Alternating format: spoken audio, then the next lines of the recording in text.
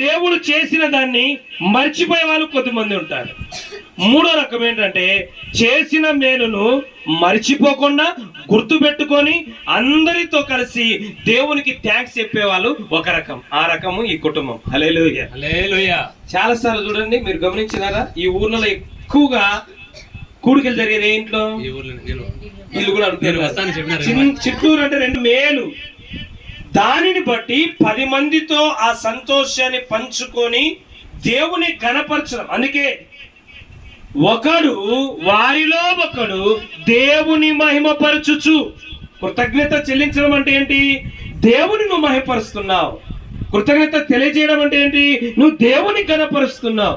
కృతజ్ఞత తెలియజేయడం అంటే ఏంటి? నాయనా నువ్వు చేసింది నేనేం మర్చిపోలేదు, అందుకే అందరితో కలిసి నిన్ను స్తుతించడానికి కూడిక ఏర్పాటు చేసుకున్నానని చెప్పడమే కృతజ్ఞత. అదే కృతజ్ఞత కలిగిన జీవించడం. మనకెంత బాధ వస్తుంది కదా. ఏం బాధ?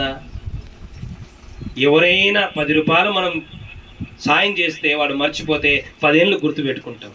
చేసినందుకు కాదు, ఎందుకు మర్చిపోయినాడే వీడు 10 రూపాయలు ఇస్తే. మళ్ళీ అనుక్షణము కనుపాప వలె కాపాడుతూ ఆరోగ్యమిచ్చి, ఆయుష్నిచ్చి, నీరునిచ్చి, నిప్పునిచ్చి, నింగినిచ్చి, కుటుంబాన్నిచ్చి, బ్రతుకుదెరునిచ్చి, జీవమిచ్చి, ఊపిరిచ్చి, ఇన్ని ఇచ్చిన దేవుణ్ణి మర్చిపోవడము అతి దారుణమైన విషయం. దాన్ని జ్ఞాపకం చేసుకుని నెలకు 1 రోజు, ప్రభా నాకు ఆయుష్నిచ్చి, ఆరోగ్యం ఇచ్చి, ఆత్మీయతనిచ్చి, ఆనందాన్నిచ్చి, అభిషేకాన్నిచ్చి, ఆత్మీయాన్నిచ్చినావని 10 మందితో కలిసి ప్రభును స్తుతిస్తే ఆ కుటుంబంలో దేవునికి మహిమ వస్తుంది. హల్లెలూయా. అదే కృతజ్ఞతా భావం అంటే. ఏ వ్యక్తి అయితే దేవుని కృతజ్ఞతాస్తుతులు చెల్లిస్తాడో, ఏ కుటుంబం అయితే దేవునికి కృతజ్ఞతాస్తుతులు చెల్లిస్తాడో, ఏ యొక్క గ్రామము దేవునికి కృతజ్ఞతాస్తుతులు చెల్లిస్తుందో, ఏ సంఘము దేవునికి కృతజ్ఞతాస్తుతులు చెల్లిస్తుందో, వారికి 3 రకాల మేలులు దేవుడు చేస్తాడు. హల్లెలూయా. అసలు కృతజ్ఞత అంటేనే ఏంది? చేసిన మేలుకు చెప్పేది. చేసిన మేలుకే నువ్వు కృతజ్ఞత చెప్పినందుకు ఇంకా దేవుడు 3 రకాల మేలులు మనకు చేస్తాడు. ఒకటి, నువ్వు చేసిన మేలుకు కృతజ్ఞత చెప్తే దేవునికి మహిమే వచ్చేది, కానీ నీకు 3 రకాల ఆశీర్వాదాలు వస్తాయి. అందుకే దేవుడు చేసింది మర్చిపోవాకండి. ఒకవేళ దేవుడు చేసింది అట్లానే గుండెలో గుర్తు పెట్టుకోవాకండి. దానిని 10 మందితో కలిసి దేవునికి వ్యక్తం చేయాలా, చేయాలా. అదే కృతజ్ఞత. అలాగా మనం కృతజ్ఞత కలిగి ఉంటే మనకెంతో మేలు. ఒకసారి లైవ్ వస్తాను. కూడిక ఏర్పాటు చేసుకుంటే దేవునికి మహిమ వస్తుంది, దేవునికి ఘనత వస్తుంది, దేవునికి మెప్పు కలుగుతుంది. నాకు 3 ఆశీర్వాదాలు వస్తాయి. ఏమిటి ఆశీర్వాదాలు చెప్తాను. నెంబర్ 1, సువార్త 15వ అధ్యాయం 34వ వచనం. మత్తయి సువార్త 15వ అధ్యాయం 30. ఎన్ని రొట్టెలు ఉన్నాయని వారిని అడగగా వారు 7 రొట్టెలను కొన్ని చిన్న చేపలను ఉన్నామని చెప్పిరి. అప్పుడు ఆయన నేల మీద కూర్చుండనని జన సమూహములకు ఆజ్ఞాపించాను. ఆ 7 రొట్టెలను ఆ చేపలను పట్టుకొని కృతజ్ఞతాస్తుతులు, ఆ 7 రొట్టెలు చిన్న చేపలు పట్టుకొని కృతజ్ఞతాస్తుతులు చెల్లించును. చాలు, దేవునికి స్తోత్రం కలుగాక. ప్రజలు ఆకలితో ఉన్నారు, ప్రజలు అలమటిస్తూ ఉన్నారు, ప్రజలు గావు కేకలేస్తున్నారు ఆకలని. ఒక్కరి దగ్గర కూడా ఏమీ లేవు. ఒక్కరి దగ్గర కూడా ఏమీ లేనప్పుడు ఒక్కరి దగ్గర 7 రొట్టెలు చిన్న చేపలు ఉన్నాయంట. 2 కథలు ఉన్నాయి. 5 రొట్టెలు 2 చేపల కథ వేరు, 7 రొట్టెలు చిన్న చేపల కథ వేరు. 2 సార్లు అద్భుతం చేశాడు యేసు అన్నప్పుడు మిగతా వాళ్ళు అంటున్నారు, మనలాంటి వాళ్ళే, మీలో పేర్లు ఎవరో ఒకటి పెట్టుకోండి, ఏమని ముక్కులో పెట్టుకోవడానికి కూడా సరిపోవి అంటారు. దేవుడు ఇచ్చింది చిన్నదైనా ఇచ్చినారులే, మొక్కి ఇది ఎవరికి కావాలి అంటాం. అది కూడా లేనోళ్ళు, చినిగిపోయిన సక్కైనా నీకుంది, చినిగిపోయిన చీరైనా నీకుంది, కానీ అది కూడా లేక నగ్నంగా పేదలుగా తిరిగేవారు ఎంతో మంది ఉన్నారు. అందును బట్టి ప్రభువా నాకు ఈ 5 రొట్టెలు 2 చేపలైనా ఉన్నాయి అని స్తుతిస్తే ఇప్పుడు చదువు ఏమైందో. వారందరూ తిని ఒక్క ముక్కులేకు జారలేదని ఒకరంటే, దొక్కలో జారదని ఒకరంటే, ఎవరికి పంటికి కింద కూడా సారదని ఒకరంటే, ఆ చేపలు ఆ రొట్టెలే వారు తిని తృప్తి పొందిన మీదట ఆ. మిగిలిన ముక్కలు ఆ. 7 గంపల నిండా ఎత్తిది. నా వైపు చూడండి. పంటి కింది సరిపోదని ఒకరంటే, ముక్కులోకి సరిపోదని ఒకరంటే, కడుపులో ఒక పక్క కూడా సరిపోదని ఒకరంటే, మరి ఎంతమంది తిని ఎన్ని గంపలు మిగిలినాయి? మరి ఇంత అద్భుతం ఎట్ట జరిగింది? ఇంత ఆశీర్వాదం ఎట్టొచ్చింది? ఇంత అభివృద్ధి ఎట్టొచ్చింది? ఒకటే కారణం, ఉన్న దానిని బట్టి, చేసిన దాన్ని బట్టి కృతజ్ఞతాస్తుతులు చెల్లించారు. దేవునికి స్తోత్రం కలగాక. అది నేర్చుకోవాలా. నీకు ఇచ్చిన ఉద్యోగం చిన్నదైనా, నీకు ఇచ్చిన పని చిన్నదైనా, నీకు ఇచ్చిన జీవితం చిన్నదైనా, నీకు ఇచ్చిన కుటుంబం చిన్నదైనా, దాన్ని బట్టి ప్రభువా ఇచ్చిన దీన్ని బట్టి నీకు స్తోత్రమైన అంటే దానిని అభివృద్ధి చేస్తాడు, దానిని వర్ధిల్ల చేస్తాడు, దాన్ని ఎదిగింప చేస్తాడు. నీవు ఊహించని దానికంటే గొప్పది దేవుడు చేస్తాడు. బాబు కండ కూడా లేదు యోబుకు, అన్ని కోల్పోయినాడు. ఏమన్నాడు తెలుసా? యెహోవా ఇచ్చాను స్తోత్రం తీసుకున్నాను, యెహోవా తీసుకున్నాను స్తోత్రం చెప్పాను. పక్కన అన్నాడు, ఏం ఉందిరా స్తోత్రం చెప్పడానికి? నీకు దేవుడు ఏమి ఇచ్చాడని స్తోత్రం చెప్తున్నావు? ఈ శరీరంలో ప్రాణం ఉంది, అందుకు స్తోత్రం అన్నాడు. హల్లెలూయా. శవముగా మారకుండా సజీవునిగా ఉంచాడు. అందుకే మొదటిగా కృతజ్ఞత ఏం చేస్తుంది అంటే, మనం దేవునికి మహిమ తీసుకొస్తుంది, దేవునికి ఘనత తెస్తుంది, దేవునికి కీర్తి తెస్తుంది. మరి మనకేం చేస్తుంది అంటే, కృతజ్ఞత రెట్టింపు ఆశీర్వాదం తీసుకొస్తుంది. ఏ ఆశీర్వాదము? రెట్టింపు ఆశీర్వాదం. సరిపోదన్నది ఇంకా మిగిలిపోయేటట్టు దేవుడు కార్యం చేస్తాడు. ఎంత అద్భుతం ఈ మాట. అందుకే కృతజ్ఞత అనేది చాలా ప్రాముఖ్యం మన జీవితాల్లో. దేవుడు చేసిన మేలు బట్టి స్తోత్రం చెప్పండి. దేవుడు చేసిన మేలు బట్టి కూడికలు పెట్టుకోండి. దేవుడు చేసిన మేలు బట్టి ప్రార్థన ఏర్పాటు చేసుకుంటే ఏం జరుగుతుందంటే, నీ జీవితంలో, నీ కుటుంబంలో దేవుడు రెట్టింపు ఆశీర్వాదాన్ని తీసుకొని వస్తాడు. యోబు గ్రంథము మరియు యోబు తన స్నేహితులను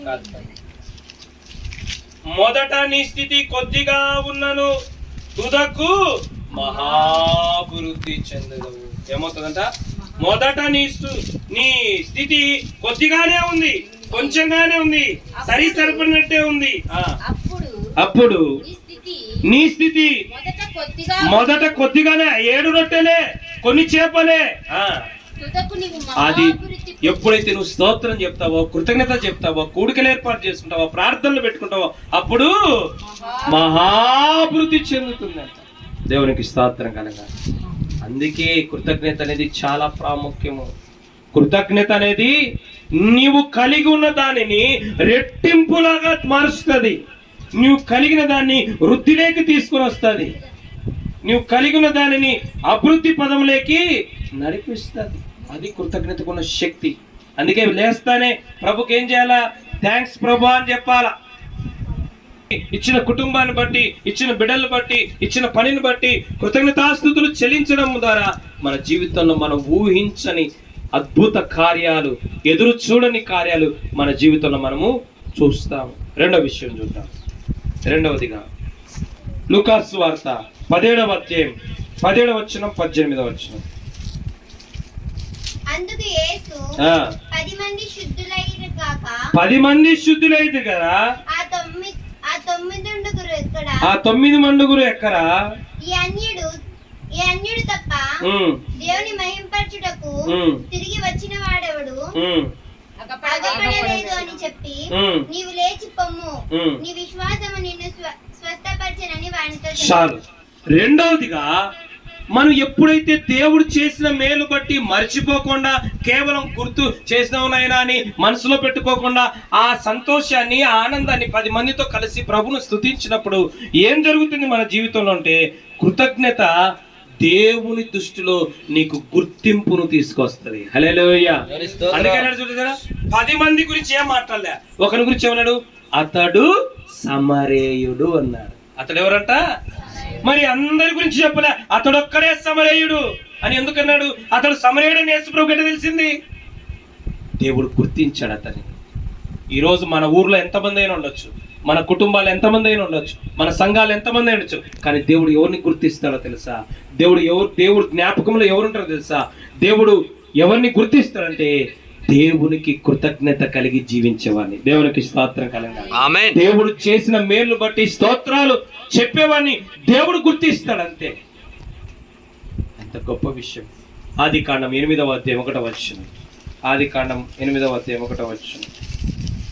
దేవుడు నోవాహును ఆ, అతనితో కూడా ఓడలోనున్న సమస్త జంతువులను ఆ, సమస్త పశువులను ఆ. జ్ఞాపకము చేసుకున్నాడంట. ఎంత గొప్ప విషయం. నా వైపు చూడండి అందరూ. వర్షం రాబోతుంది నాయన నోవాహు అని దేవుడు చెప్తే నోవాహు వాళ్ళే వాళ్ళ ఊరు వాళ్ళతో చెప్పినాడు, వర్షం వస్తుందంట, మనందరం ఓడలేక పోవాలంటే యా ఊరు నీదన్న? మా ఊరే, మన ఊరే కదా. మీ నాయన తరం నుంచి అసలు వర్షం అంటే ఏంటో మనకు తెలియదు కదరా. ఓడ ఎట్ట కడతారా నువ్వు? ఎరిబాగులాడా? అసలు ఓడ కట్టడానికి వర్షం ఉంటే కదా, వర్షం ఉండే నీళ్లు రావాలి కదా, నీళ్ళు వచ్చే కదా పొలం వచ్చేది, ఇప్పుడే ఎందుకు అని అందరూ అంటే, సరే వీళ్ళతో నాకెందుకులే, చెప్పడం నా బాధ్యత, మారితే మారని, వస్తే రాని, రాకపోతే రానని ఓడ కట్టాడు. ఓడలోకి పైకి పోయి కూర్చుని ఏం చేశాడు తెలుసా? అందరి కుటుంబం ఇస్తారు, డోర్ వేసేసాడు. డోర్ వేస్తాని రాత్రి పగలు 40 రోజులు ఏమొచ్చింది? ప్రచండ వర్షం. అసలు వాళ్ళ తరాలలో రాని, ఇంకా ఎప్పుడు రాదు, సృష్టి అంతమయ్యేంత వరకు రాకడ వరకు అలాంటి వర్షం రాదు. అలాంటి వర్షం వస్తే నోవాహు భార్య 3 కొడుకులు కూడా ఏం చేశారు తెలుసా? లేచి నిలబడి, ప్రభువా మేము కూడా నీళ్ళల్లో మమ్మల్ని సజీవులుగా పెట్టేవని కుటుంబం అంతా 2 చేతులు పైకెత్తి కృతజ్ఞతాస్తుతులు చెల్లిస్తే నోవాహును దేవుడు జ్ఞాపకం చేసుకున్నాడు. హల్లెలూయా. హల్లెలూయా. అది నిన్ను కూడా జ్ఞాపకం చేసుకుంది. దేవుడు చేసిన దానిని బట్టి నువ్వు స్తుతులు చెల్లించినప్పుడు, స్తోత్రం చెల్లించినప్పుడు, దేవుని గణపరిచినప్పుడు, దేవుని కీర్తించినప్పుడు దేవుడు నిన్ను గుర్తించుకుంటాడు. దేవుని దృష్టిలో నీవు ఉంటావు, దేవుని జ్ఞాపకాలలో నీవు ఉంటావు, దేవుని లెక్కల్లో నువ్వు ఉంటావు. అప్పుడు దేవుడు లెక్క కట్టి నిన్ను ఆశీర్వదించేవాడు. అందుకే ఏమన్నా తెలుసా? నీ విశ్వాసం నిన్ను స్వస్థపరచను, నువ్వు వెళ్ళు నాయన, సుఖంగా ఉండు, సంతోషంగా ఉండు, నీకు నేనున్నానని చెప్పాను. కానీ ఆ 9 మందికి ఆ భరోసా పోగొట్టుకున్నారు, ఆ వాగ్దానం పోగొట్టుకున్నారు, ఆ ధైర్యాన్ని పోగొట్టుకున్నారు 9 మంది. కానీ ఈ ఒక్కడు మాత్రము పొందుకోగలరు. దేవుని వాగ్దానం, దేవుని భరోసా, దేవుడిచ్చే ధైర్యము ఎవరు పొందుకుంటారంటే కృతజ్ఞత కలిగిన వారు, కృతజ్ఞత కలిగి జీవించేవారు. అందుకే దేవుడు నీ జీవితంలో అలాంటి వాగ్దానాలు చేయాలి, దేవుడు నీ జీవితంలో అలాంటి భరోసా ఇవ్వాలి, దేవుడు నీకు అలాంటి ధైర్యాన్ని నూరిపోయాలంటే మనం కృతజ్ఞత కలిగి జీవించేవారమై ఉండాలి. కృతజ్ఞత కలిగి ఇప్పుడు నా వైపు ఉదాహరణ చూద్దాం. మరి పోతే ఒకవేళ మనకు నిజంగా స్వస్థపడతారా అని వాళ్ళు పోను కూడా చూసారా? అంటే కృతజ్ఞత లేకపోవడం ద్వారా దేవునికి దూరంగా ఉండాల్సి వచ్చింది. కృతజ్ఞత ద్వారా తిరిగి దేవునికి దగ్గర. కృతజ్ఞత లేనందున ఆయనను మళ్ళా అడిగే ధైర్యం వాళ్ళకు లేదు. మాకు రోగం వచ్చింది, మాకు కష్టం వచ్చింది, మాకు వ్యాధి వచ్చింది, ఒకప్పుడు చేసావు కదా, ప్రార్థన కూడా పెట్టుకున్నాం కదా, మరి ఇప్పుడు నాకు చేయవా అంటే ఎందుకు చేయను ఆయన అన్నాడు. కానీ 9 మంది అడిగే ధైర్యం పోగొట్టుకున్నారు, వచ్చే ధైర్యము పోగొట్టుకున్నారు, వచ్చే స్వస్థతను పోగొట్టు. మన జీవితంలో కూడా అంతే. కృతజ్ఞత కలిగి ఉన్నప్పుడు దేవుని దగ్గరికి నువ్వు ధైర్యంగా రావచ్చు, ధైర్యంగా అడగొచ్చు, మరణం నువ్వు పొందుకునే అవకాశం ఉంది. అదే కృతజ్ఞతకున్న గొప్పతనం. దేవుడు నిన్ను గుర్తింపు తీసుకొని వస్తాడు, దేవుని దృష్టిలో నువ్వు ఉంటావు. ఎప్పుడైనా పాదాల దగ్గర పోయినా నిన్ను గుర్తిస్తాడు. ఏదో పలానా సమయంలో నేను మేలు చేస్తా బిడ్డ, నన్ను మరువలేదు, నన్ను విడువలేదు, కనుక ఇప్పుడు ఇంకా గొప్ప మేలు చేయాలి. అందుకే హెచ్చుకెళ్ళిన దేవుని వాక్యం ఇస్తాను, మునుపటి కంటే అధిక మేలు నేను చేస్తాను నీకు. 32వ అధ్యాయం. మునుపటి కంటే అధిక మేలు. అప్పుడు చేసింది ఇంకా చిన్నదినైనా ఇప్పుడు ఆ మేలు నువ్వు మర్చిపోలేదు కనుక అంతకంటే ఎక్కువ నీ చదువులో, నీ పదవులో, నీ కుటుంబంలో, నీ జీవితంలో అంతకంటే ఎక్కువ నేను సాయం చేస్తాను. ఎందుకంటే నువ్వు కృతజ్ఞత కలిగి జీవించావు. చివరిదిగా మనం ఎప్పుడైతే దేవుడు చేసిన మేలును మర్చిపోకుండా, దేవుడు చేసిన మేలు కేవలం మనసులో పెట్టుకోకుండా 10 మందితో కలిసి కృతజ్ఞతాస్తుతులు చెల్లించినప్పుడు దేవునికి మహిమ, దేవునికి ఘనత, దేవునికి మెప్పు వస్తుంది. మరి మనకేమొస్తుందంటే, ఒకటి రెట్టింపు ఆశీర్వాదం వస్తుంది, రెండవది దేవుడి దగ్గర మనకంటూ ఒక గుర్తింపు వస్తుంది, మనకు ఒక విలువ వస్తుంది మనకు. చివరి మాట చదువుకుని ముగించుకుందాం. మొదటి దెస్సలోని పత్రిక 5వ అధ్యాయం 18వ వచనం. మొదటి దెస్సలోని పత్రిక 5వ అధ్యాయం 18వ వచనం. ఇలాగు చేయుట ఇలాగు చేయుట యేసుక్రీస్తునందు మీ విషయములలో ఆ, దేవుని చిత్తము పై వచ్చిన కూడా చదువు. ప్రతి విషయమునందు ప్రతి విషయమునందు కృతజ్ఞతాస్తుతులు చెల్లించుడి. కృతజ్ఞతాస్తుతులు చెల్లించుడి. ఇలాగు చేయుట అంటే కృతజ్ఞతాస్తుతులు చెల్లించుట యేసుక్రీస్తునందు యేసుక్రీస్తునందు మీ విషయములో మీ విషయంలో దేవుని చిత్తము దేవుని చూసారా జాగ్రత్త. మత్తయి సువార్త 7:21. మత్తయి సువార్త 7:21 చదవాలి అది కూడా. ప్రభువా ప్రభువా అని వాడు పరలోకం మోడు. ప్రభువా ప్రభువా అని వాక్యం చెప్తే పరలోకం మోడు. ప్రభువా ప్రభువా అని ఆరాధన చేస్తే పరలోకం మోడు. ప్రభువా ప్రభు అని ప్రార్థన చేస్తే పరలోకం మోడు. ప్రభువా ప్రభువా అని పాట పాడితే పరలోకం మోడు. ప్రభువా ప్రభు అని నాలాగా ప్రసంగం చెప్తే పరలోకం పోరు. ఎవరు పరలోకం పోయింది? నా తండ్రి చిత్తము చేయు వాడే ఎక్కడ పోతాడు? పరలోకం పోతాడు. ఎవడే పరలోకం పోయి? చర్చిలో 100 మంది ఉంటే 100 మందిలో చర్చికి పోయేది ఎవరు? ఒక ఊర్లో 20 కుటుంబాలు చర్చికి పోయాలంటే 20 కుటుంబాలు చర్చికి పోయేది ఎవరు? అందరిల్లే. ఎవరు? తండ్రి చిత్తము చేయువాడే. తండ్రి చిత్తం అంటే ఏంటి? ఇందాకే చదివినారు కదా, ప్రతి విషయములో కృతజ్ఞతాస్తుతులు చెల్లించడము తండ్రి చిత్తం. చివరిగా కృతజ్ఞత ద్వారా ఏం కలుగుతుంది తెలుసా? కష్టము, కన్నీరు, వ్యాధి, బాధ, చావు, నొప్పి లేని పరలోకం నీకు వస్తుంది. దేవునికి స్తోత్రం కలంగాడు. ఆమేన్. అది కృతజ్ఞతలో ఉన్న శక్తి, కృతజ్ఞతలో ఉన్న గొప్పతనం ఏంటంటే, ఎవరైతే దేవుని మేలు కొరకు సాక్షులుగా జీవిస్తారో, కృతజ్ఞత కలిగి జీవిస్తారో, వాళ్ళకు పరలోకములో ఆయన దగ్గర స్థానం ఇస్తానన్నారు. అందుకని ప్రభువా ప్రభు అనేవాడు పరలోకం పోడు. ఎవడు పోతాడంటే, నా చిత్తము చేయాలా. ఏమిటి నీ చిత్తం అంటే, నీకు సాక్షిగా కృతజ్ఞత కలిగి జీవించాలా. ప్రభు నా కొరకు ప్రాణం పెట్టాడు, ప్రభు నా కొరకు చనిపోయి తిరిగి లేచాడు, ప్రభు మృత్యుంజయుడయ్యాడు, ప్రభు తిరిగి రాబోతున్నాడు, ఆయన కొరకు నేను సాక్షిగా ఉండాలా. ఆయన చేసిన కార్యాలకు, ఆయన చేసిన అద్భుతాలకు, ఆయన చేసిన మేలులకు, ఆయన ఇచ్చిన స్థితికి నేను సాక్షినై కృతజ్ఞతాస్తుతి చెల్లించాలి అని నువ్వు ఉన్నప్పుడు నీకు పరలోకంలో దొరుకుతుంది. ఎక్కడ దొరుకుతుంది? పరలోకంలో స్థానం దొరుకుతుంది. అందుకే కృతజ్ఞత చాలా గొప్పది. కృతజ్ఞత పెట్టుకోవాలంటే మనమే ఆలోచిస్తాం. ఫస్ట్ కృతజ్ఞత ప్రభు రక్షణకు, ప్రభు స్వస్థతకు, ప్రభు విడుదలకు, ప్రభు మేలుకు, ప్రభు ఆశీర్వాదానికి, ప్రభు కార్యాలకు ఎవరైతే కృతజ్ఞత కలిగి జీవిస్తారో వారికి పరలోకములో స్థానం కల్పించబడును. ఎంత గొప్ప విషయం! పరలోకం పోవడం కంటే ఇంకేం కావాలా? పరలోకం పోవాలంటే ఇంకేం కావాలి? మనకు వాడు వచ్చినాడట, ప్రభువా నేను నాయన బాబన్న చేర్చి. బాబు ఎవరు? నువ్వెవరు అన్నాడు. అందుకే కృతజ్ఞత ద్వారా దేవునికి మహిమ వస్తుంది, కృతజ్ఞత ద్వారా దేవునికి ఘనత వస్తుంది, కృతజ్ఞత ద్వారా దేవునికి మెప్పు కలుగుతుంది. మరి నీకేం కలుగుతుంది? ఒకటి, నీవు కలిగి ఉన్న దానిని దేవుడు ఏం చేస్తాడు? మల్టిఫై చేస్తాడు. రెట్టింపు ఆశీర్వాదం, రెట్టింపు శక్తిని, రెట్టింపు బలాన్ని, రెట్టింపు జీవాన్ని, రెట్టింపు కృపను, రెట్టింపు మేలును దేవుడు ఇస్తాడు. రెండవదిగా, నీవు కృతజ్ఞత కలిగి ఉంటే దేవుని గుర్తింపు, దేవుని దగ్గర నీకు ఒక ఐడెంటిఫై ఉంటుంది, ఒక విలువ ఉంటుంది, ఒక గౌరవం ఉంటుంది దేవుని దగ్గర నీకు. చివరిగా కృతజ్ఞత కలిగి ఉంటే ఈ లోకాన్ని విడిచిన తర్వాత, ఈరోజు మధ్యాహ్నమే భావం కలిగినప్పుడు మనకు పరలోకము లభిస్తుంది. అందుకే అందరూ కూడా మన జీవితంలో దేవుడు చేసింది ఏదైనా కానీ అది 10 మందితో పంచుకోవాలి. మనం 10 మందితో కలిసి ప్రభును స్తుతించగలగాలి. అదే కృతజ్ఞత అంటే. అది దేవునికి చాలా ఇష్టం కృతజ్ఞత కలిగిన వ్యక్తులు అంటే. అలాంటి కృతజ్ఞత మనం కలిగి ఉండేవారంగా మనం ఉండాలి. 107వ కీర్తన 1లో, 108వ కీర్తన 1లో ఏముంటది? కృతజ్ఞతాస్తుతులు చెల్లించుడి. ఏం చెల్లించాలంటే ఆయనకు కృతజ్ఞత. థ్యాంక్స్ చెప్పండి. దేవునికి లేచింది మొదలు పడుకునే వరకు ప్రభుకు థ్యాంక్స్ చెప్పడం నేర్చుకోవాలి. మనం ఏం చేయాలంట? యెహోవా దయాళుడు, ఆయన కృతజ్ఞతాస్తుతులు చెల్లించుడి. యెహోవా దయాళుడు, ఆయన మంచోడు, నీకు మంచే చేస్తాడు. కృతజ్ఞతాస్తుతులు చెల్లించుడి. ఉదయం లేచింది మొదలు పడుకునే వరకు సమయం దొరికినప్పుడు ప్రభుకు కృతజ్ఞతాస్తుతులు చెల్లించడం నేర్చుకోవాలి. ఏం కొరత చేయడు. మంచి దేవుడు మంచే చేస్తాడు. మంచి దేవుడు మంచినే మనకు అనుగ్రహిస్తాడు. ఏమన్నది దేవుని వాక్యంలో? తన పిల్లలు రొట్టెని అడిగితే పామునిస్తాడు. ఎంత గొప్ప మాట! ఎందుకు ఇస్తాడు? మీరు చెడ్డవారై ఉండగా మీ పిల్లలకు మంచి ఇవులు ఇస్తే మీ పరలోక తండ్రి అంతకంటే శ్రేష్టమైనది మంచి మంచి ఈవులు, మంచి ఆశీర్వాదాలు, మంచి దీవెనలు దేవుడు మనకి ఇస్తాడు. కాతే కృతజ్ఞత కలిగి మనము జీవించాలి. అలాంటి జీవితాన్ని దేవుడు మనందరికి అనుగ్రహించును గాక. ఆమేన్. కళ్ళు మూసుకుందాం.